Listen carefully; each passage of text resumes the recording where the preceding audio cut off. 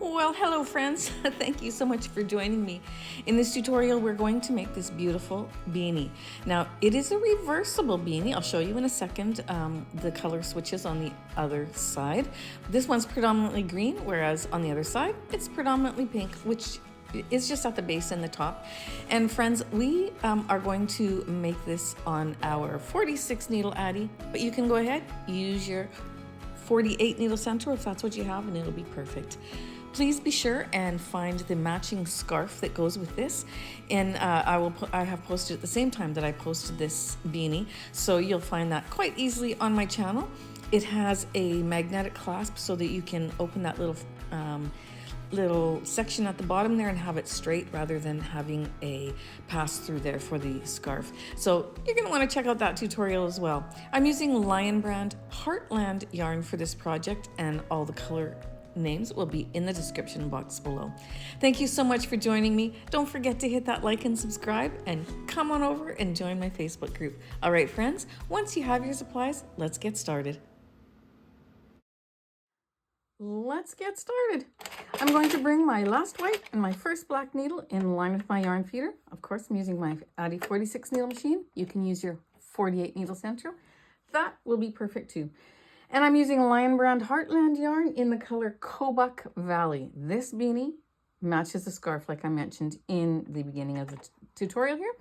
But we're going to take that Kobuk Valley and we're going to do a drawstring cast on going in front of that first black, behind, in front, behind, in front and behind, all the way around. Just letting that loosely slip through your fingers. Making sure that it's loose coming out of the ball. There we go. It should be, because I already made a project with it. And we're going to get to the end. It should be behind that last white, and into the yarn feeder it goes. I'm going to set my row counter to 0. And we are going to knit 14 rows of this color. Color A, 14 rows. I'm going to go slow on the first row because I want to make sure those needles pick it up, take it down, and that little loop goes over those red teeth. Sometimes it likes to split in between the two red teeth. If you go slow and you have looser tension this first round like this after your cast on, and your cast on row is loose, then you won't have that problem as badly. So take your time, friends. There's no weight to push it down, so you got to be gentle, you got to be kind to your yarn and your machine. And once you get it going, then of course you can speed it up. And find a nice speed that you are comfortable with, that works well with your yarn and your machine together. And I hold my yarn between my fingers like that. There's a very minimal tension, and that's what I like to use. I'm going to go ahead and I'm going to knit 14 rows. See you when you get there.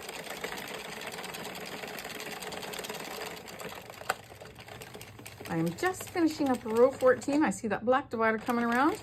I'm going to stop it in front of my yarn feeder. I'm going to cut off my yarn tail. I'm going to pop it in the center between the last white and the first black. And then I'm going to take my second color, which is called, what are you called? Glacier Bay. Oh, I love this yarn so much. It's so pretty. And we're going to add that into our yarn feeder. Shut the latch. We're going to do a jogless join. So we're going to put it on the other side of our white needle. And the reason being, for you who are new, is that we are knitting in a spiral. So every row comes on top of the other, just like this as you go up. And so we want to take this yarn tail so that it's not jogged and off-centered like that. We want to do a jogless join, and when we tie it, we're going to pull it back down into line so you have a straight line there. So we're going to take that one and put it on the other side of the white needle. We're going to knit 4 or 5 needles. We're going to help those loops down under the red dividers, and we're going to take our working yarn on both ends, and we're going to pull it away and snug up. Back this up a second and look at how snug that went. If we don't do that, you have a looser tension here than the rest of your project. So I'm going to take this color and I'm going to knit 4 rows. So row 15, row 16, row 17, And one more is row 18. Now you'll notice that if you're making matching scarf, the row counts are different. It's the same patterning, but a little bit fewer row counts because it's a smaller project and I didn't want as wide as a band. So it's only a little bit different, but it is different. So don't go by the row counts on your scarf for this particular project. I'm going to take these two yarn tails, pull them away from each other very gently, and you'll feel when it falls into place. Then you're going to go ahead and tie it. You want to knit for at least 4 rows before you go ahead and do this. It's easier to do it. Otherwise it gets too tight if it's too close to the needles there. I should have cut that a little bit longer, but that's fine. All right, so now we have knit 14 rows of color A and 4 rows of color B. We are going to take color C, once we cut off our tail, pop that into the center. We're going to take color C, which is Rocky Mountain. Now the thing that is the same with this pattern and my scarf pattern is that the big blocks of color are the same colors as the big blocks in my scarf, and the little narrow block is the same color as the narrow on the scarf, and that keeps it consistent and helps it to play nicely together when you wear them together. Where is the end of this little thing? Okay, there we go. We're going to pop that into the center. We're going to do a jogless join around to the other side of that white needle. We're going to knit 4 or 5 needles. We're going to help those loops down under the red dividers. We're going to take both ends of our working yarn and pull them away from each other. Drop that down. 18 rows we had, and we're going to add another 4, so that's 32. Once we get to row 32, I'll see you back. So you're going to knit 14 rows of color C.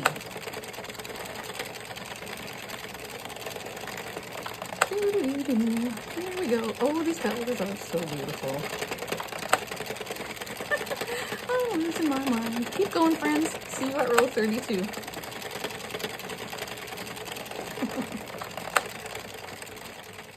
All right, I am at row 32, and don't forget to tie off your jogless join. I didn't do it after 4 rows. I did it after about 10 rows because I did forget. You don't want to forget that, so I'm reminding you.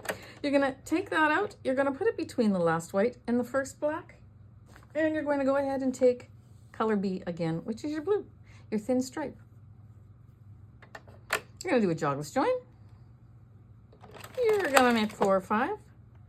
You're going to tighten your tension. You're going to knit 4 rows. So up to row 36. So fun.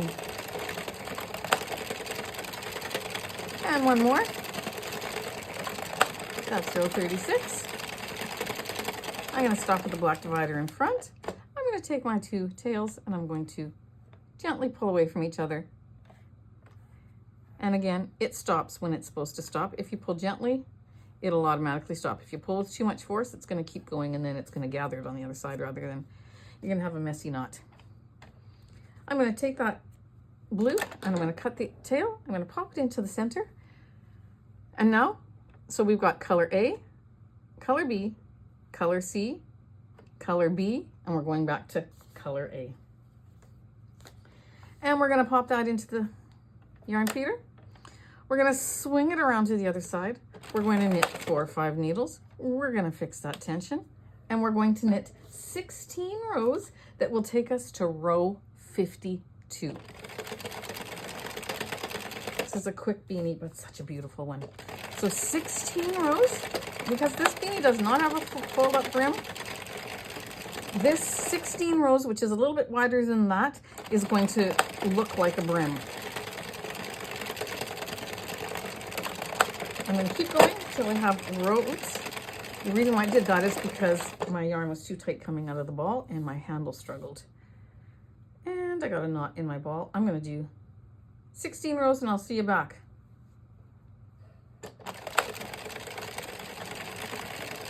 Except for I'm going to stop and tie my jogless join before I actually get off camera here and keep going. Pull away. You don't want to forget those, because then when you assemble your hat, you have to, and you forget one of these, it's going to start unraveling, loosening your row there. And you're going to have to dig in there with a crochet hook and do some magic and get it tied and put it back in. Don't do that. Don't forget your jogless joins. See you at row 52. All right, friends, here's where we stray from the patterning a little bit, because if you followed the scarf pattern, or if you go to follow the scarf pattern, you know that you put a shorter row of blue after each bigger block. But this is the brim on one side. This is the end we're going to cinch, and this will be what looks like a fake brim on one side. I could just do a mirror thing of this now, and both sides would be the same, but I want to make it reversible so that now the bottom brim of the beanie on the other side is this color instead. All right, so what we're going to do is we're going to take color C. Now, the one thing that's not ideal is that when you have your join here, you're gonna have your last row on one side pink and your first row on the next side green. And sometimes if it folds up a little bit, then you see the color change. But because it's not a fold up brim, I think it's okay. Like, you might see just a little sneak peek of the other color, and I'll show you that when I get it off the machine. But I think it looks beautiful. So we're gonna continue in that way. Otherwise, do a mirror image of this. But I'm gonna take this, put it in the center. I'm going to take, let's recap, color A, B, C, B, A. I'm going to take C, the green, pop it in there. We're going to do a jogless join. We're going to knit 4 or 5 needles. We're going to fix our tension. Did I tie off my jogless join there? I sure did. Yay, Shelley. And we are going to knit 16 rows of this color for the base, which looks like the brim on the other side. So 52 and 16 is what? Come on, put it in the comments. 52 and 16 is 68, I think. Yeah, 68. So we're gonna go until our counter says 68. See, I wish you could talk back to me, you guys. It's not fair. I get to talk to you, but you don't get to talk to me. And here we go. I wish we could get together and have a knitting party. Oh, I've said that before, but it would be so much fun. I'm going to tie off my jogless join.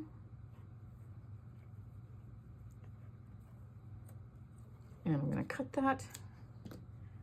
And I'm going to keep going until I get to row 68. And I'm going to roll up my work into a donut as soon as it starts to touch the table. And then I'll be back to show you if you're new.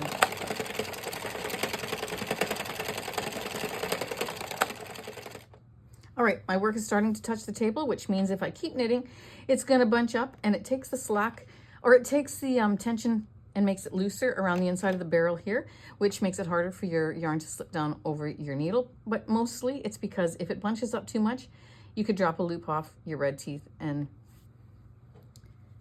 unravel a row, and you don't want to do that. So just pick it up, roll it into itself, and keep going. And every 15 or so rows, keep rolling. I'm almost there, friends. See you at row 68.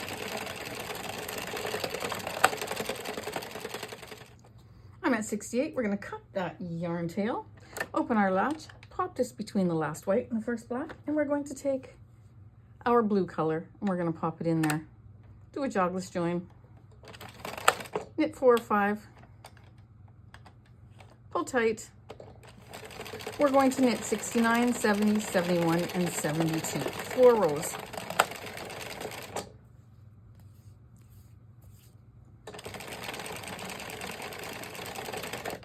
Oops. There we go. I've had a little knot in it. It was a tie from the yarn ball, but it went through, so that's good. 72.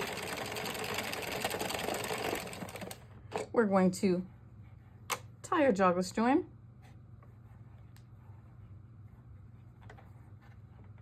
Cut it off, cut our tail, pop it into the center. That was our color B that we did our 4 rows with. Now we're going to take our color A, which is the pink, pop it into the yarn guide. Let's do a jogless join.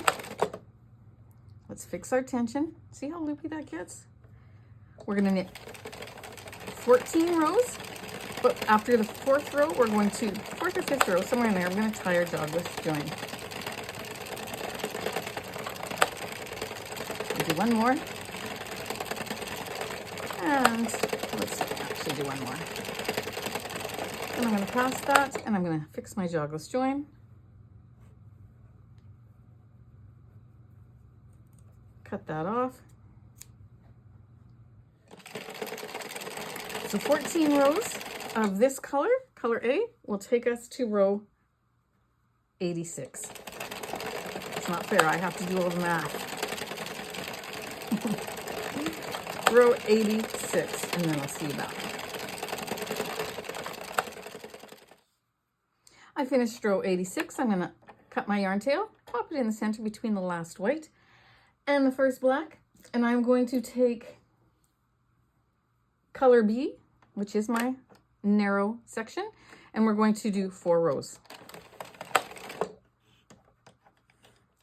Boop.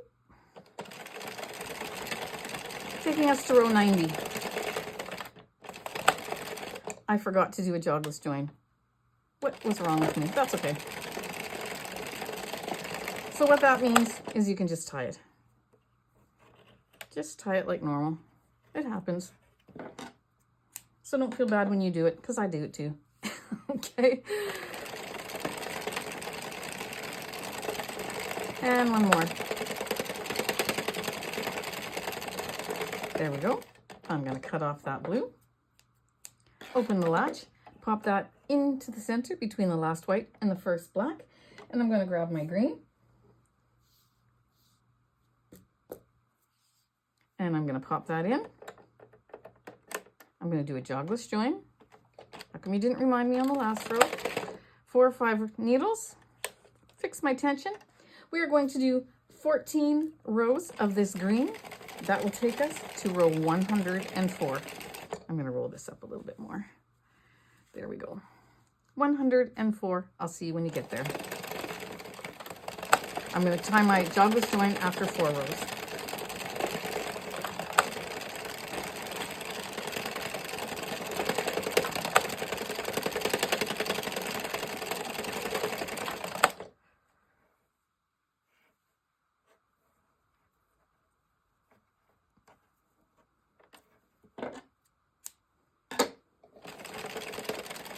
All right, so have finished. That is 104 rows. Now, for a bonfire beanie, that's a beanie that you don't fold up the brim.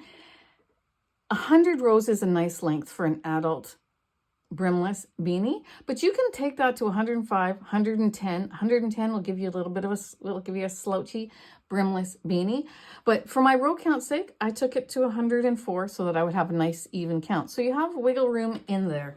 So I am going to now take this yarn out of my feeder, but make sure that, see what happened here? If you're new, don't leave it like this, because you're gonna get, this row needs to be knit too. So be careful and make sure that your yarn tail goes after the last white one, because we still need to finish knitting these 2. Then you're going to take off a yarn tail that wraps around in length 1.5 to 2 times your barrel. You're gonna cut it off. We're going to do the drawstring cast off. I'm going to thread my needle. I'm going to give some tension on this one so I can finish these 2 stitches. And there we go. Once your needle drops down, these are ready to come off. So be very, very careful that they don't fall off and drop your row before you pick them up with your needle. Come straight out to the side like this. Not up like this, because if you pull up, you're going to pull that one off when you get to the end of your line there. And then pull through. You can put your finger over the next one, and that will also prevent that from happening, from dropping a row. And you're going to go around and we're going to collect all of these stitches onto our needle. Little lifts like this are what you want to do. You don't want to lift really high, because if I lift really high, I'm going to drop that stitch off the next needle and drop my row. So there's a tension feel that you have to have with this, but I gave you just a couple tricks there. And here's one more trick. You drop one needle, this one is holding that in place. Take it off. Drop one needle, take it off. One needle, take it off.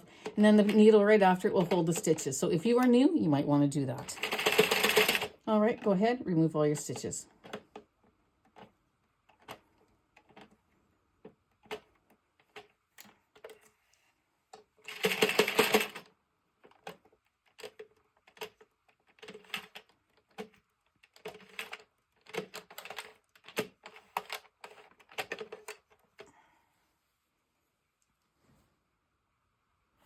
right, so we have our beautiful beanie off the machine. We're going to unroll it.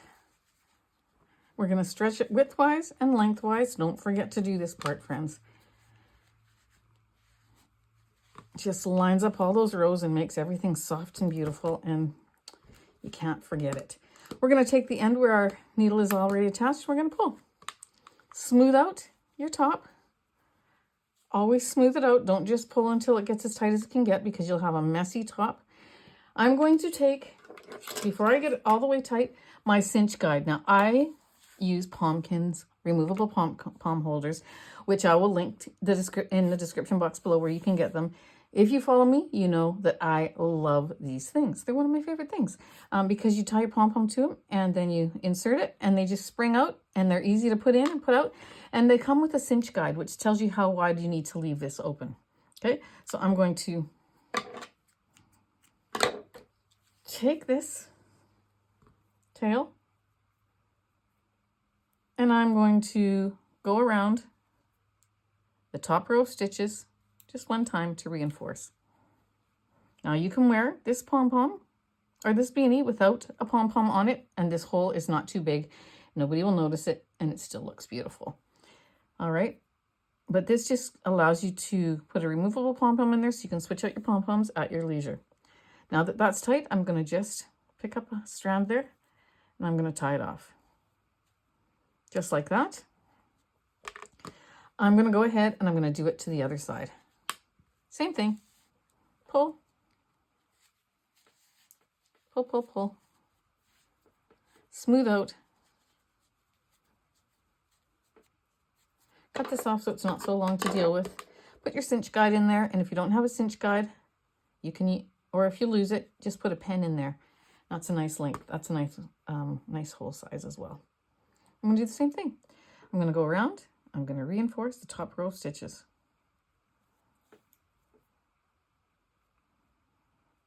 I do this on all my beanies. I just think it's important. I think that, you know, when you're taking pom-poms off and on, you're fiddling with the top here, and you don't want to break one strand of yarn and then have your whole hat ruined when you can eliminate that problem by just going around once and giving it a little bit of reinforcement. I'm going to tie a knot. And one more.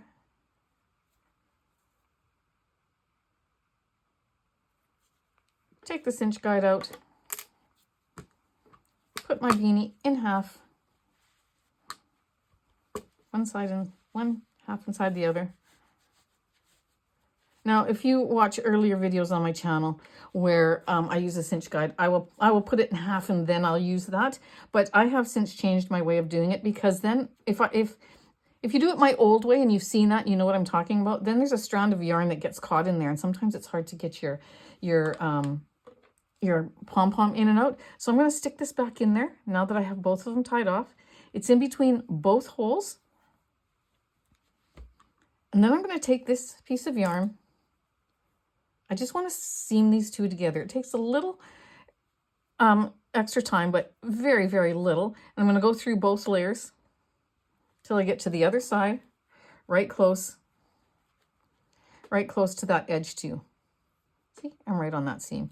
I'm going to pull it through, and I'm going to go around, and I'm going to just do that in a couple places. So I'm going to just go in, come through, and I'm right up at the seam there.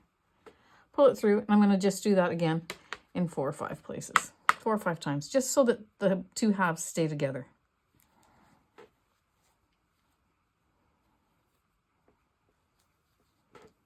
There we go. Pull that nice and tight. And all I'm doing is putting one strand of yarn in between, because I don't want to see the green over the purple either. So if you just make it a very short stroke, then you don't see it. I'm going to pull it up.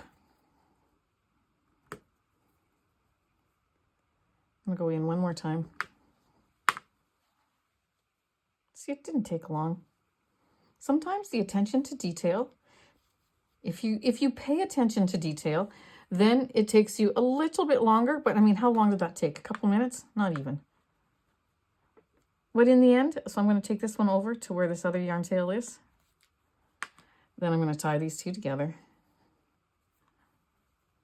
Now I have no yarn strand that goes across and gets caught for my Pom-Kin. Put these both on my needle. You might have a better way or a different way that works for you. And if you do, you can let me know. I'd love to hear. Pop that in there in between the two layers. Bring it out. Pull it off. Cut it off. And there we have our beanie. That's one side. And this is what I mean. When you put it in half, then you might see that a little bit on the bottom. Otherwise, you can carry the color and you never notice that. But this is one side, predominantly green on the bottom and the top. Turn it to the other side, and it's pink. I love it. I think it's beautiful. And if you see that little pop of color on the other side on the bottom, I think that's nice too, actually. There you go. Let's make our pom-pom. We are going to take our clover pom-pom maker. You can make a pom-pom however you like. I have a set of 4. This is the largest one in that set. I think it has a 65 in the middle there. Somebody told me in a comment underneath one of my videos what these little numbers mean, but I can't remember. Tell me again. Put it in the comments, and everybody look in the comments and see if the answer is there. But regardless, it's the biggest one in the set of 4.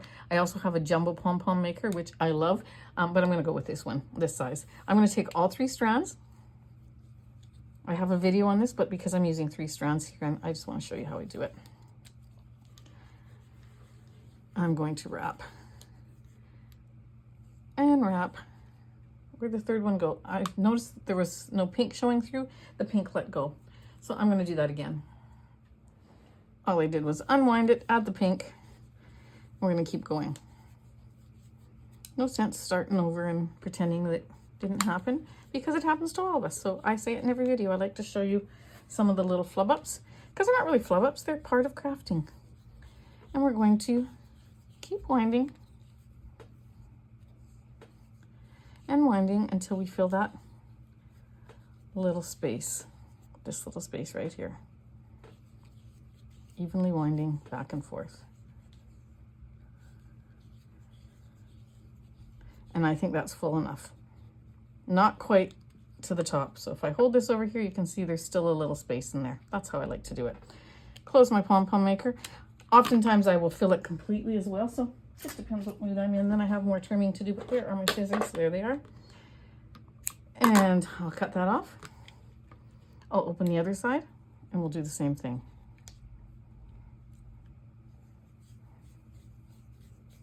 When you're holding 3 strands, it goes so fast.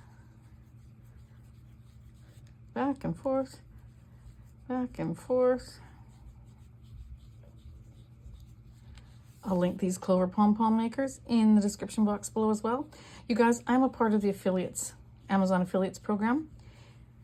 When you click on a link under any of the more recent videos on my channel, and then it'll take you to your Amazon account, and then you can make an order.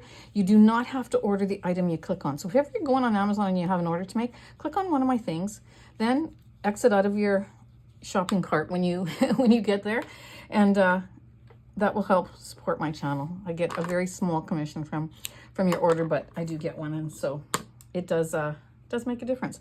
I'm going to cut a piece of yarn about that length. I don't know how long that is, a foot, and double strand it. Then I'm going to take my scissors and I'm going to go into here. I'm going to cut this. These jewel tones, I am telling you, they are gorgeous. We're going to cut. Often people will ask me where I get these scissors from because they love them. I get them from Dollarama. They are sharp. This one, I need to replace it though, but I love them. They're studio scissors, so they're cheap scissors, but sometimes the cheap things are what works. I have a loop here and those 2 ends here. I'm going to take this, wrap it around that center. Then I'm going to take the loop and I'm going to bring those 2 ends through it. And I'm going to pull. Then I'm going to pull really tight, as tight as I can without snapping it. Then I'm going to take these 2 yarn tails, I'm going to cross them, and I'm going to go back around like that. And I'm going to tie this tight. Now here's something. When you have your pom-poms finished and off and on your project, it's so funny because I get this a lot. People will say, I'll show you, just one second. I think it's hilarious actually, and I'm not laughing at you, I'm laughing with you. I think it's funny, but you know what? It's a good question too. People say, how do I keep my strands from, and I'm gonna shape this, but how do I keep my strands from pulling out? See, I pull it and they pull out. Here's my answer. Don't pull them out. Because you've tightened that really tight, unless a kid stands there and pulls your strands, they are not going to come out because they're in half. So don't worry about that. If you pull them out, they're gonna come out. Of course they are. But if you don't pull them out, they're not gonna come out, I promise you. And I'm going to trim it up and make it perfectly round. I do this over the garbage, but for your sake, I'll show you. I just go all around and I make a beautiful, beautiful pom-pom.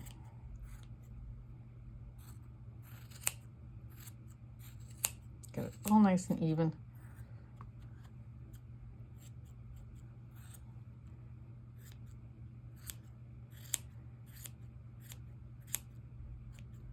Isn't this gorgeous? Oh my goodness, it's so beautiful. I'm going to finish this over the garbage here, but you get the idea. See? I'm going to continue because it's not quite, I got to do a little bit here and a little bit there, and I'll see you back. There we go. It's beautiful. All right, friends, I'm going to take my Pom-Kin. If you have the full fur ones, you just wrap the elastic around 2 or 3 times. This one, you just pop it in here. You take your strands.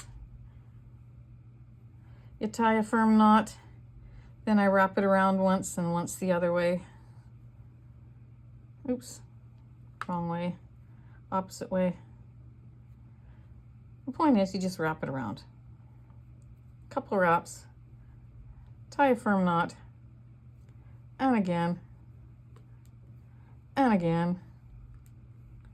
Then you're gonna pop this onto your needle. Take it into the center of your pom-pom. It's going to be hard, but you're going to get it through that knot. And you're going to pull it through, and you're going to cut it off. And that thing is not coming out. There you go. You have your pom-pom with your Pom-Kins on there.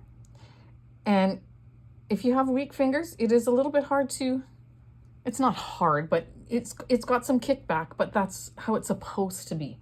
You take your beanie and you pop it in that little center hole that you made perfect size with your cinch guide, and you bring it out and it sits like that. There you go. And when you want to change it, and no, it does not get tangled in long hair. I mention that every once in a while too, because someone asked me under a comment. It's a good question, but it doesn't. It does not get tangled. It's perfect. Squeeze it really good. Pull it out. Turn your beanie the other way. Cinch your Pom-Kin. Oh, I love these so much. And they have funky colors. They send you what they have. I got the orange ones, but I've seen really nice colors too. Really nicer colors. I mean, orange is one of my favorite colors actually, so I don't care. But I don't care what color they are anyways, because yeah, I don't see them. I just care what they do. And I love them. I absolutely love them. Pom-Kins.com. Link will be down below. And Renda and Sam. Renda is in my Facebook group. She's a part of our channel community, so we want to support her in that way. I don't get anything from it other than just the satisfaction of telling you what I absolutely love and offering to support them in that way a little bit. And I truly, truly love Pom-Kins. So there you go. That's a reversible beanie that goes with that matching scarf. Check it out and enjoy. Enjoy the rest of your day. Here is our finished set. We've got our beanie with the green on the outside with the matching scarf. Again, you find that on my channel. And then we have the beanie on the other side with the pink predominantly on the bottom and the top. I love it. I hope you do as well. Friends, thank you again for spending your time with me. I hope that you have enjoyed this tutorial. Don't forget to show me in my Facebook group, and don't forget to hit that like and subscribe. Thank you for joining me. Take care. Have a blessed day. See you soon.